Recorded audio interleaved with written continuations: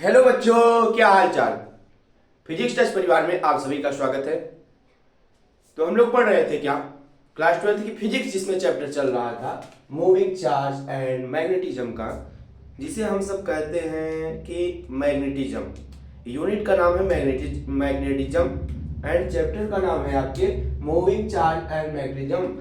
अभी तक हम लोगों ने पढ़ा क्या कि अगर कोई करंट कैरिंग वायर है तो उसके आसपास अगर उसमें करंट फ्लो हो रही हो उस वायर में, तो उसके चारों तरफ मैग्नेटिक फील्ड क्या होती है, ऑटोमेटिकली जनरेट हो जाती है।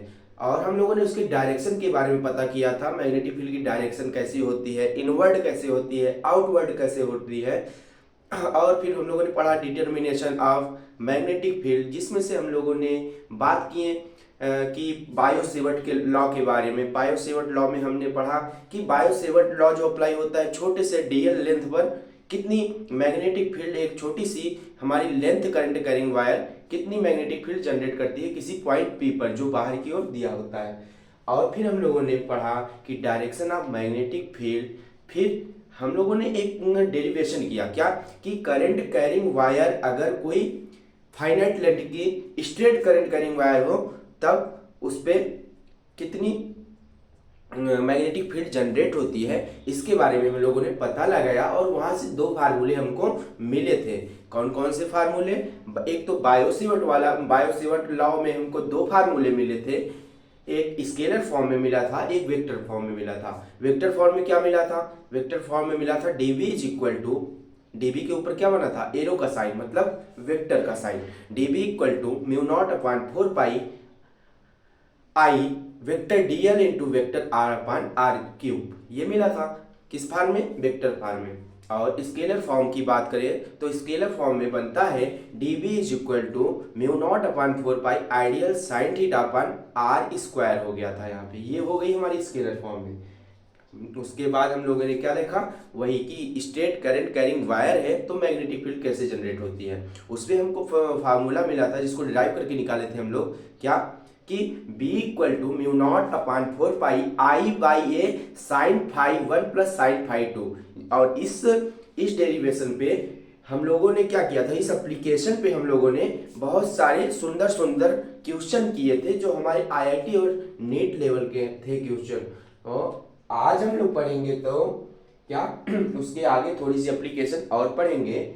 आज का टॉपिक रहेगा magnetic field due to circular current carrying wire. जैसा कि आपको व्हाइट बोर्ड पे दिखा हुआ मिल रहा है, magnetic field due to circular current carrying loop. Loop का मतलब होता है बेटा कि अगर कोई भी वायर है वो पूरी अपनी क्या करे, लूप को, सर्किट को कंप्लीट करे, जहां से स्टार्ट हो दोबारा वहीं पे आके क्या हो जाए, क्लोज हो जाए, वहीं पे आके बंद हो जाए। हम लोगों ने अभी तक वायर पे बात किया था। वायर तो क्या होती है, एक एंड से स्टार्ट होती है, दूसरे एंड तक जाके खत्म हो जाती है। लेकिन लूप का मतलब होता है कि एक बंद पास बनाए, वो चारों तरफ से घेरा बना ले। जैसे कि अगर आपके पास वायर है तो वायर क्या हो, जहां से स्टार्ट है पहला सिरा, दूसरा सिरा आके उसी पॉइंट पर फिर से जुड़ जाए, तो वो बन जाती है हमारी लूप। तो उस लूप के द्वारा कितनी मैग्नेटिक फील्ड आएगी, ये बात हम लोग आज एक एप्लीकेशन के माध्यम से पढ़ते हैं और समझते हैं। ये इंपॉर्टेंट टॉपिक है, आपके बोर्ड में पूछ सकता है। तो देखिएगा, magnetic field due to circular current carrying loop. पहले तो हम क्या करते हैं, एक सर्कुलर करंट कैरिंग लूप बना लेते हैं। आइए, सर्कुलर में कहने का मतलब क्या है, सर्कल। तो सर्कल बनाइए, एक हम लोगों ने सर्कल बनाया।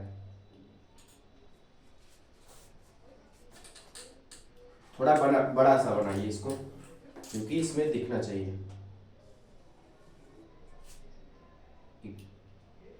सर्कल हो गया ये हमारा।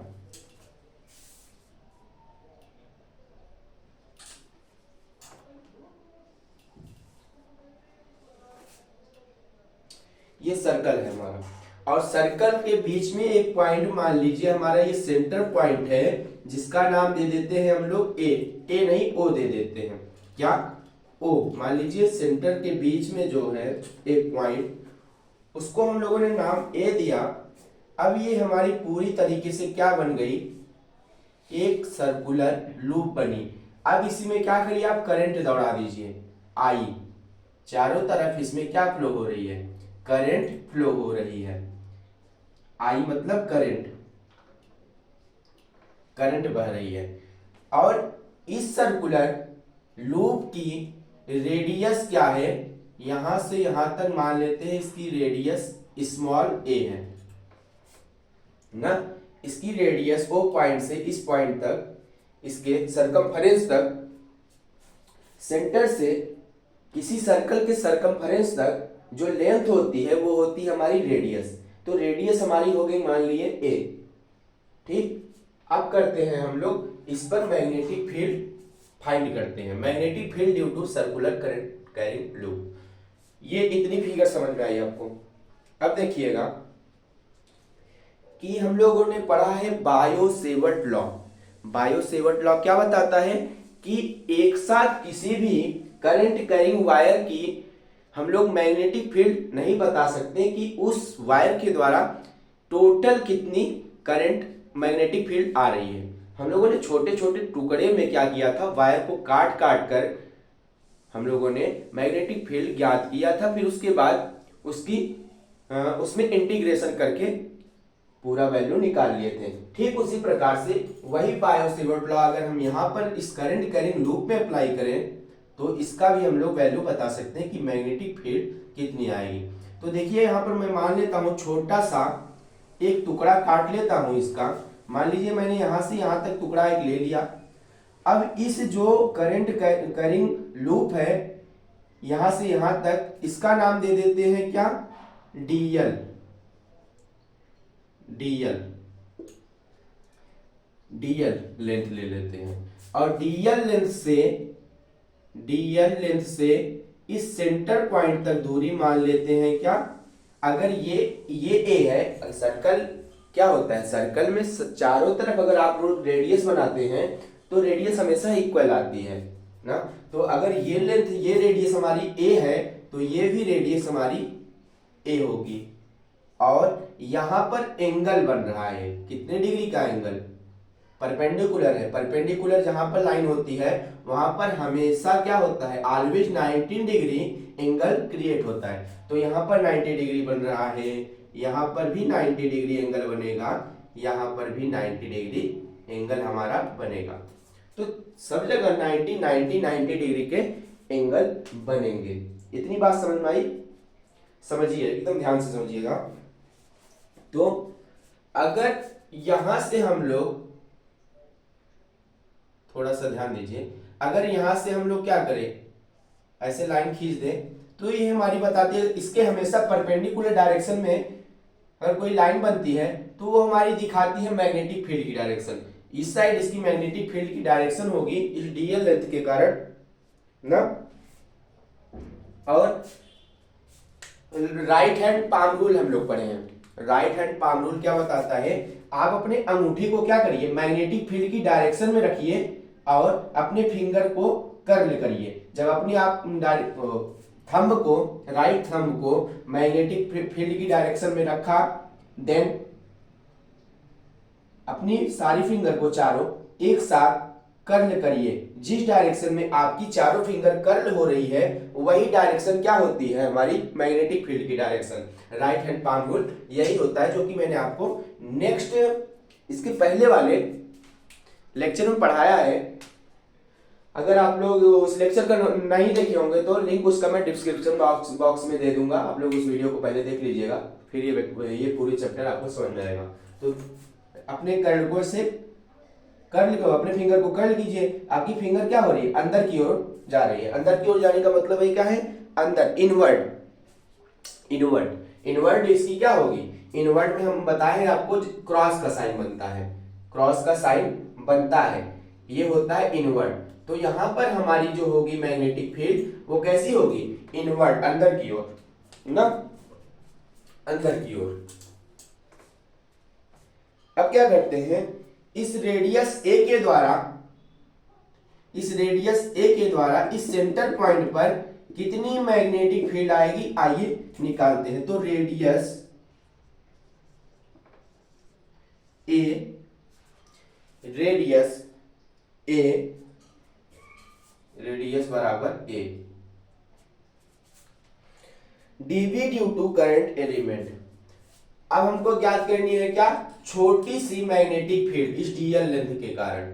अभी टोटल तो नहीं निकाल रहे हैं, टोटल अभी निकालेंगे हम लोग। अभी पहले क्या निकालेंगे, छोटा सा डीएल लेंथ के कारण मैग्नेटिक फील्ड। तो हम लोगों ने माना कि छोटा सा मैग्नेटिक फील्ड डीवी क्या है, dv due to current element, dv due to current element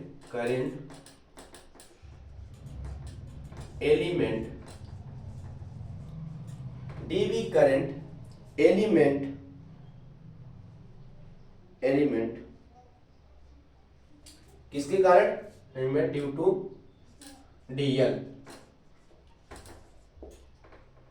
DL length. तो हो जाएगा यहां से डीवी इक्वल टू, हम लोगों ने बायो-सेवर्ट लॉ पढ़ा है। बायो-सेवर्ट लॉ में क्या पढ़े थे, फार्मूला याद करिए, स्केलर फॉर्म वाला क्या था कि dv equal to mu naught upon 4 pi ideal sine theta upon r square, यही पढ़ा था। तो लिख दीजिए कि mu naught upon 4 pi ideal sine theta upon में आर स्क्वायर, ये था बायो-सेवर्ट लॉ।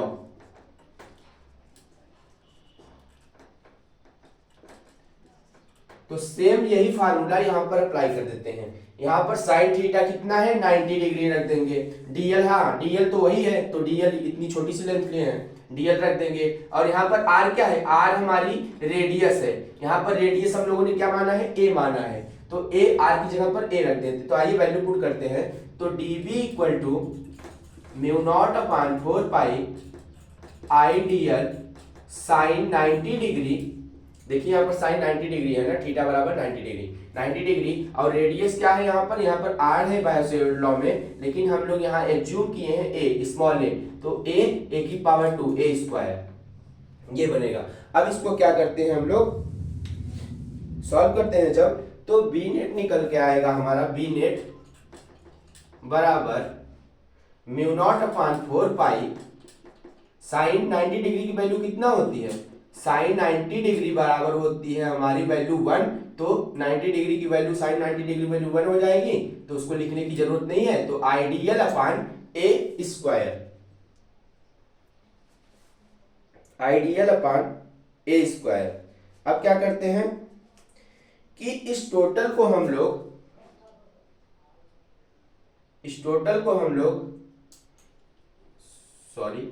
तो डीबी, तो म्यू नॉट आइडियल क्या करते हैं, बी नेट को हम लोग क्या करते हैं, सर्कल को पूरे इंटीग्रेट करते हैं, यानी डीबी को इंटीग्रेट करेंगे। आइए करते हैं। तो हमको क्या मिलेगा, बी नेट बराबर म्यू नॉट अपॉन 4 पाई, बी नेट बराबर म्यू नॉट अपॉन 4 पाई, जो कॉमन है उसको बाहर रख लीजिए, mu naught upon 4 pi ideal upon ए स्क्वायर। टोटल को हम लोग इंटीग्रेट करेंगे, तो आइडियल अपॉन ए स्क्वायर इंटीग्रेट करेंगे, इस साइड भी इंटीग्रेशन का साइन लगा देंगे। तो बी नेट, अब देखिए क्या क्या इसमें कॉमन है, म्यू नॉट अपॉन 4 पाई और क्या आई अपॉन ए स्क्वायर, ये कॉमन है, इसको बाहर ले लीजिए, कांस्टेंट वैल्यू है। तो बी नेट बराबर म्यू नॉट अपॉन 4 पाई आई अपॉन ए स्क्वायर, इंटीग्रेशन किसका होगा, सिर्फ डीएल का इंटीग्रेशन करेंगे हम लोग। तो डीएल का इंटीग्रेशन कैसे करेंगे, तो डीएल यहाँ पर ये छोटी सी लेंथ है ना, आप लोग जानते हैं कि सर्कल का सरकमफेरेंस क्या होता है, वृत्त की परिधि बराबर क्या होता है, फार्मूला 2 पाई आर, क्या होता है 2 पाई आर। आप लोग मैथ पढ़े होंगे कि वृत्त की परिधि का फार्मूला होता है क्या, 2 पाई आर। तो जहां पर डीएल लिखा गया है, डीएल ये छोटी सी लेंथ सरकमफेरेंस है, तो इसकी जगह पर हम लोग लिख सकते हैं 2 पाई आर ना, 2 पाई आर। और यहां पर हम लोगों ने आर को क्या एज्यूम किया है, ए एज्यूम किया है, तो आर की जगह पर ए रख देंगे, तो हो जाएगा 2 पाई ए। तो बी नेट बराबर म्यू नॉट अपॉन 4 पाई आई अपॉन ए स्क्वायर इंटू 2 पाई ए, पाई से पाई कैंसिल, ए से ये 2 ए था, एक क्या हो जाएगा, एक ए से ए मर गया, क्या बचेगा, बी नेट बराबर म्यू नॉट अपॉन और ये देखिए 2 4, 2 दूनी 4, ये हो गया, हट गया। और म्यू नॉट अपॉन 2 बचेगा, म्यू नॉट अपॉन 2, और उधर से आई अपॉन ए बचेगा ना। यहाँ पर एक ए बचा है तो आई अपॉन ए दिख रहा है। तो ये हमारी वैल्यू आ गई बी नेट की। किसकी? बी नेट की। ये तो हो गया किसके द्वारा? B net.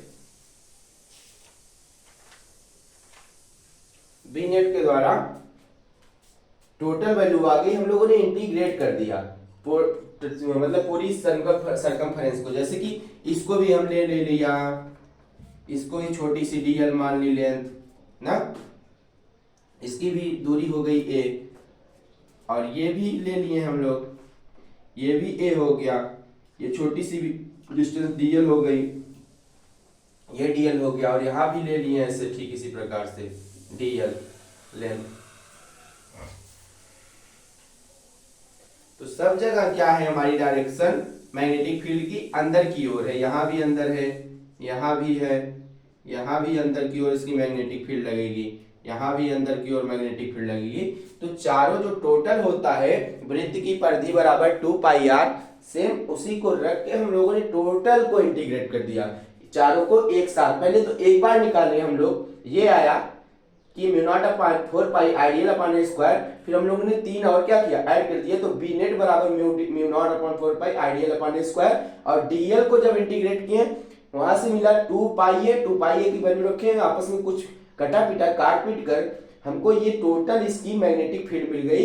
इस सर्कुलर करंट कैरिंग लूप के द्वारा इस मेन पॉइंट ओ पर कितनी मैग्नेटिक फील्ड आएगी, इस तरीके से हम लोगों ने पूरा कैलकुलेट करके बी नेट मतलब total magnetic field due to circular loop on the centre of this circle. तो ये निकल के आई बी नेट बराबर mu naught upon 2 I by a. ठीक, इसको आप लोग याद रखिएगा, काम आएगा, तो इसको लर्न करके रखेंगे। इसी से आप लोग बड़े बड़े क्वेश्चन को सॉल्व कर सकते हैं। अभी हम लोग और करते हैं थोड़ा सा। ये तो बात हो गई कि पूरे सर्कल के द्वारा कितनी मैग्नेटिक फील्ड आएगी पॉइंट ओ पर। अब हम लोग लेते हैं सेमी सर्कल। अब सेमी सर्कल आधा वृत्त लेके देखते हैं कि अगर हाफ कोई सर्कल है, उस हाफ सर्कल के द्वारा इस पी पॉइंट पर, इस ओ पॉइंट पर कितनी मैग्नेटिक फील्ड आएगी। आइए उसे भी चेक करते हैं। इसको हम क्या करते हैं, इरेज करते हैं। अब समझते हैं कि सेमी सर्कल के द्वारा पॉइंट सेंटर पर हमारे कितनी मैग्नेटिक फील्ड आती है। ये देखिए पूरा काम किस पे चल रहा है, बायो सेवर्ट लॉ से चल रहा है एप्लीकेशन। बायो सेवर्ट लॉ के ही सारे एप्लीकेशन है ये। अब जूम करते हैं हम लोग एक हाफ सेमी सर्कल, हाफ क्या कहेंगे, सीधा सेमी सर्कल है। तो यहाँ पे इसका सेंटर है ओ ना, और इसमें क्या हमारी आई एम्पियर की करंट फ्लो हो रही है, आई एम्पियर की करंट फ्लो हो रही है। तो यहां से हम लोगों ने इसकी रेडियस मान लिए ए है, और एक छोटा सा टुकड़ा हम लोग इसका डीएल काट लेते हैं। मान लिए हम लोग इतना टुकड़ा इसका काट लिए, तो यहां से इसको मिलाइए, मिला दिए, ये भी हमारी रेडियस ए ही बनेगी, और यहां पर एंगल हमारा कितना बनेगा 90 डिग्री, क्योंकि ये भी परपेंडिकुलर है ना 90 डिग्री। और इसकी मैग्नेटिक फील्ड की डायरेक्शन कैसे होगी, डीएल। डीएल कैसे बताए थे कि थंब को अपनी मैग्नेटिक फील्ड की डायरेक्शन में रखिए और अपने चारों फिंगर्स को कर्ल कीजिए। तो इसकी देखिए चारों फिंगर हमारी अंदर की ओर जा रही हैं, अंदर की ओर जा रही हैं। इसका मतलब ये हुआ कि यहाँ पर हमारी मैग्नेटिक फील्ड की डायरेक्शन कैसी होगी, अंदर की ओर, इनवर्ट साइड। तो उसका सिंबल इनवर्ट का मैंने बताया क्या होता है, क्रॉस का साइन होता है, इसलिए होता है इनवर्ट। अगर डॉट का साइन होता है तो आउटवर्ड, बाहर की ओर आती है मैग्नेटिक फील्ड लाइन की डायरेक्शन। ठीक, तो सेमी सर्कल लेके हम लोग अब देखते हैं। तो B net at centre O, हमको मैग्नेटिक फील्ड क्या करनी है इस सेंटर ओ पर, इस सेमी सर्कल के द्वारा। तो देखिए कि बी नेट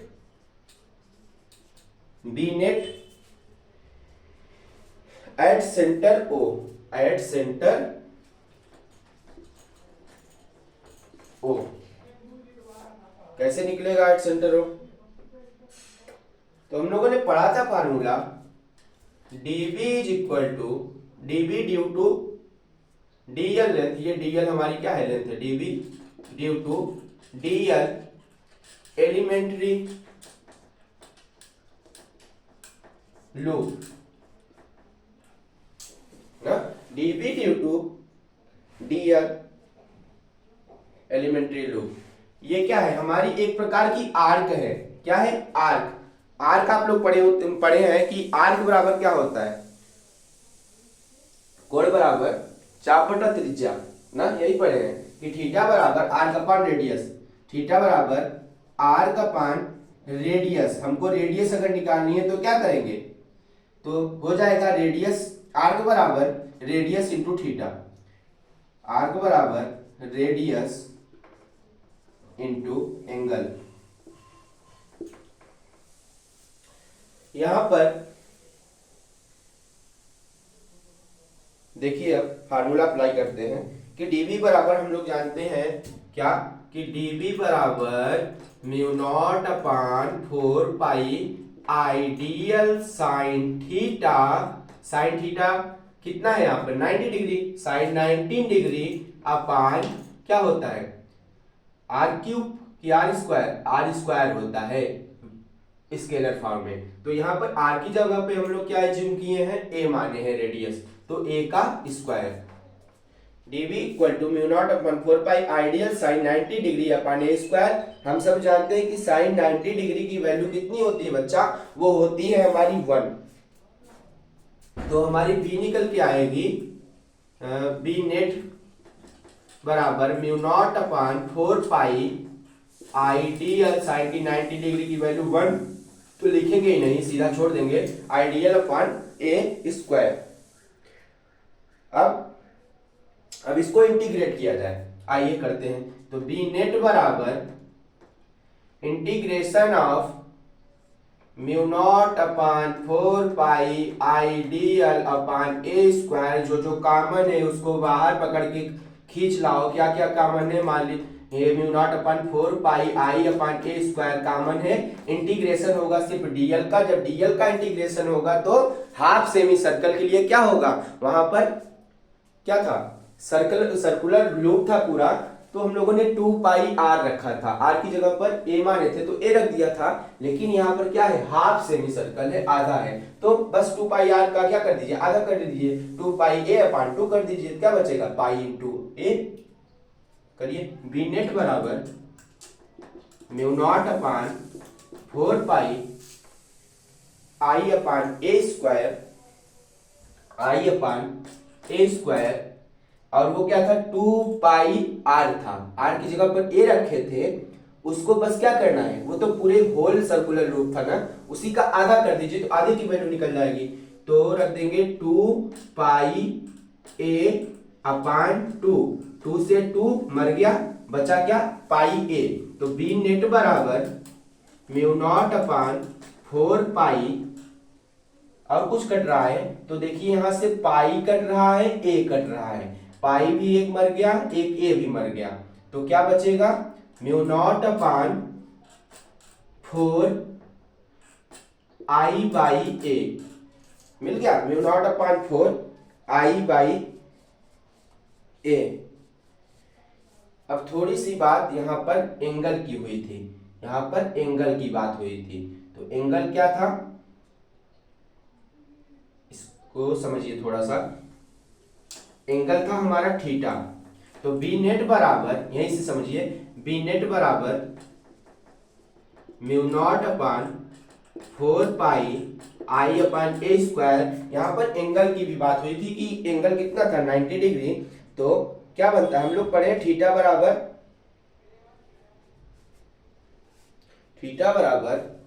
सही कर रहे थे डीएल 2 पाई ए अपान इसका आधा 2 पाई से पाई मर गया, एक ए से ए मर गया, क्या बचा म्यू नॉट अपान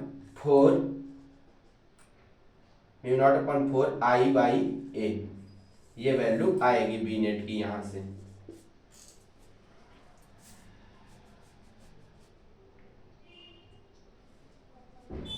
ठीक, इतनी बात समझ में आई। आइए अब आगे चला जाए, इसको इरेज करें। ये कंफर्म हुआ कि ये था हम लोगों ने। अब हाफ सेमी सर्कल के द्वारा हम लोगों ने मैग्नेटिक फील्ड इतना पाया, क्या, mu naught upon 4 I by a. वहां पर क्या था, उस वाले में फुल सर्कल के द्वारा, सर्कुलर लूप के द्वारा हम लोगों ने कितना पाया था, उसमें मिला था mu naught upon 2 I by a. इसका आधा था ना, किसका, mu naught upon 4 I by a. वहां पे था mu naught upon 2 I by a पूरे के लिए। बस पूरे के लिए उसका आधा कर दीजिए तो इतना आ जाएगा। इसको इरेज करें।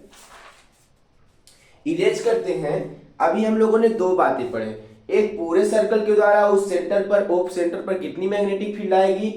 फिर ये हम लोगों ने देखा एप्लीकेशन की सेमी सर्कल के द्वारा ओ पॉइंट की कितनी मैग्नेटिक फील्ड आएगी। अब क्या करेंगे, हाफ सेमी सर्कल। अब इस सेमी सर्कल का भी आधा, इसका भी हाफ करके देखेंगे, उस हाफ सेमी सर्कल के द्वारा कितनी ओ पॉइंट पर हमारी मैग्नेटिक फील्ड आएगी। अब इसका भी 1/4 कर देंगे। अभी 1 था, फिर 1/2 किए, 1/4 करते करते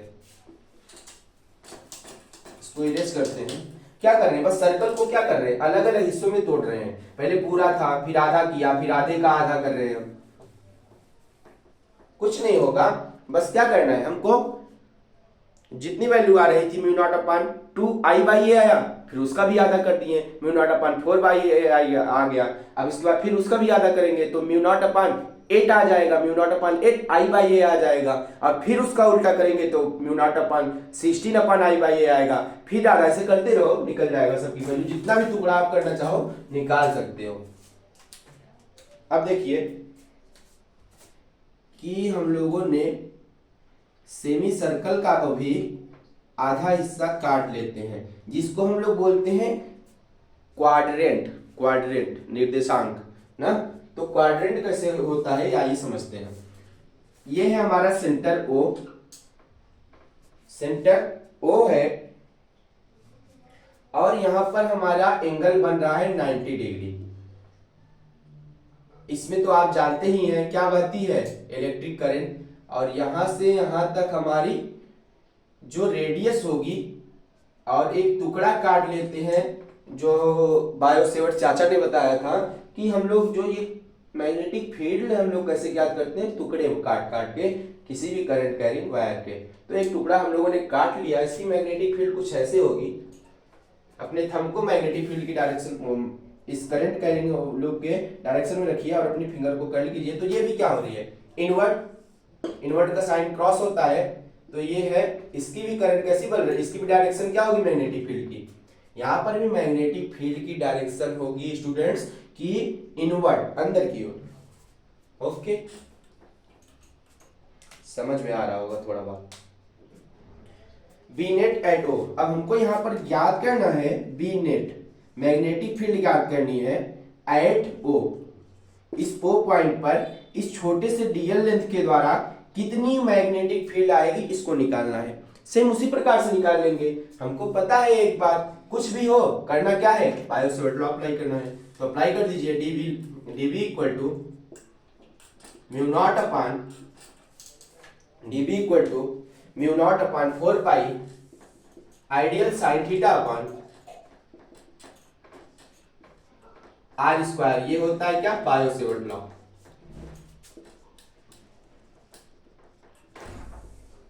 अब यही वैल्यू अपने इस वाले एप्लीकेशन पे रखते हैं। dv बराबर म्यू नॉट अपॉन 4 पाई आई डीएल ठीक है, साइन थीटा की जगह, साइन थीटा हमारा है 90 डिग्री, तो sine 90 degree upon r square. R की जगह पे हम लोग ले लेते हैं, ये हमारी लेंथ ए ले लेते हैं, तो इसका रेडियस ए मान लिए। आप जानते हैं कि साइन 90 डिग्री की वैल्यू 1 होती है, तो सीधा लिख दीजिए क्या, mu naught upon 4 pi ideal sine 90 degree 1 तो लिखने की जरूरत नहीं है, छोड़ दीजिए, आइडियल अपॉन ए स्क्वायर।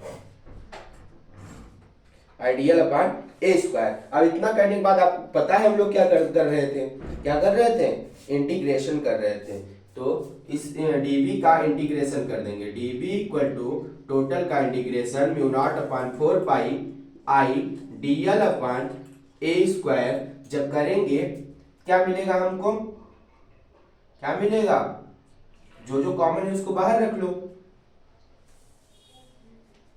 तो यहां से मिलेगा बी नेट बराबर, कॉमन है हमारा mu naught upon 4 pi I upon a square, integration होगा डीएल का सिर्फ। तो डीएल का इंटीग्रेशन कैसे करेंगे, डीएल का इंटीग्रेशन होता है चाप बटा त्रिज्या, पढ़े हैं हम लोग क्या, यहां पर क्वाड्रेंट, क्वाड्रेंट मतलब एंगल की बात हो रही है, एंगल।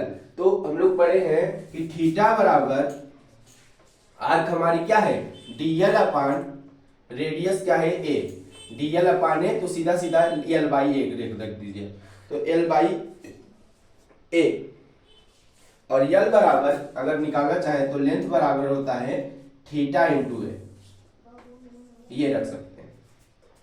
तो डीएल की वैल्यू क्या रखेंगे हम लोग, रख देंगे ए थीटा कर देंगे, क्या ए थीटा, डीएल की इंटीग्रेशन करेंगे तो आ जाएगा ए थीटा, तो जहां पर डीएल है उसका इंटीग्रेशन होगा ए थीटा।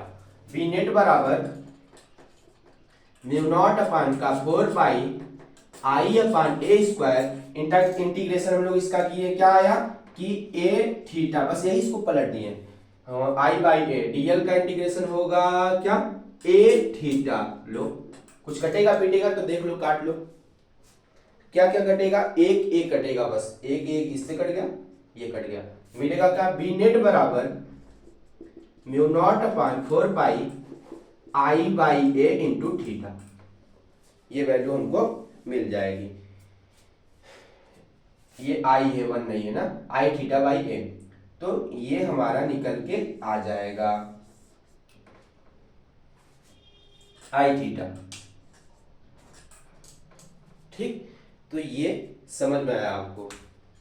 अब हम लोग ये बात समझ में आई कि इस छोटे से टुकड़े के द्वारा क्वाड्रेंट की बात हो रही है, किसकी बात है, क्वाड्रेंट, यहां पर लिख लीजिए फार क्वाड्रेंट, फार क्वाड्रेंट, क्वाड्रेंट, क्वाड्रेंट, क्वाड्रेंट हर जगह मेंशन कर दीजिए, क्वाड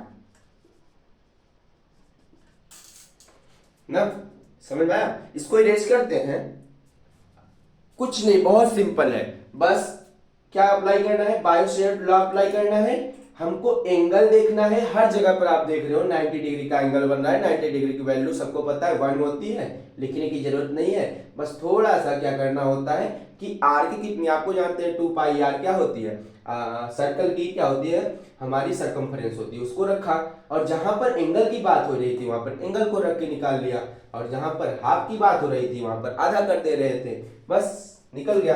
अब आइए पढ़ते हैं magnetic field due to circular current carrying arc, erase कर रहे हैं इसको।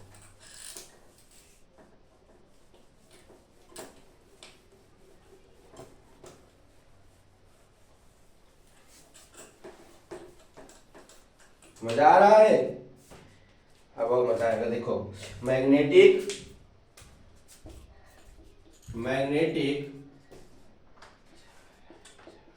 Field due to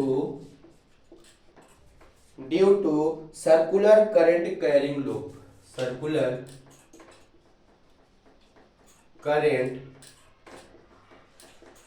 carrying loop,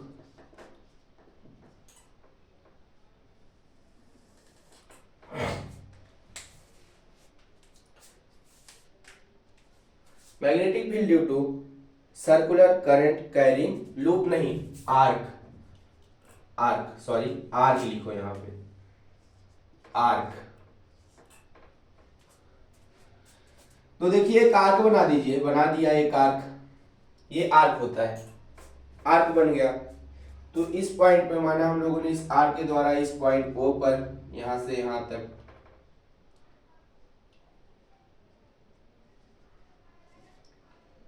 क्या ज्ञात करना है, इस पॉइंट पर हमको मैग्नेटिक फील्ड ज्ञात करनी है। यहाँ इसमें करंट आई फ्लो हो रही है और छोटी सी लेंथ हम लोगों ने डीएल मान लिया। यहां से इसका रेडियस हम लोगों ने मान लेते हैं ए, और ये एंगल बनेगा हमारा 90 डिग्री का,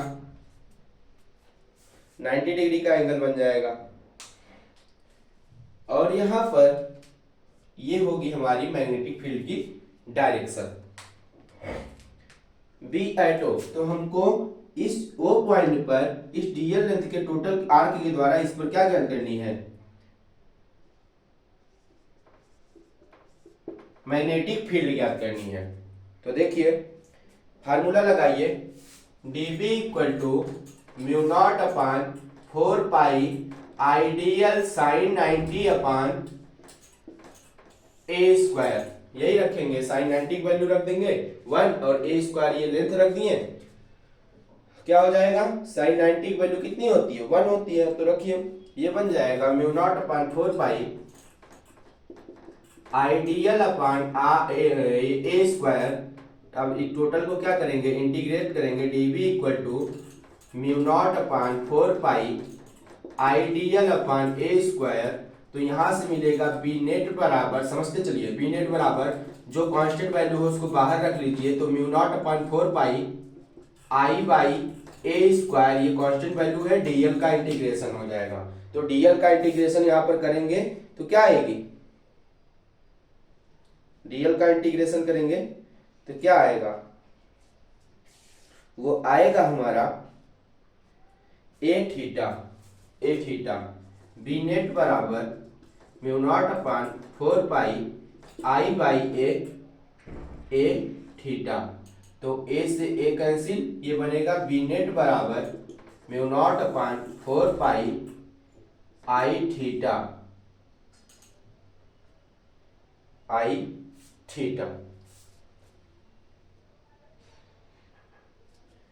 ये ए स्क्वायर, ए के बचेगा ना, आई थीटा बाई ए, ये आएगी इसकी वैल्यू, ठीक। ये आर के द्वारा इतनी बात आएगी।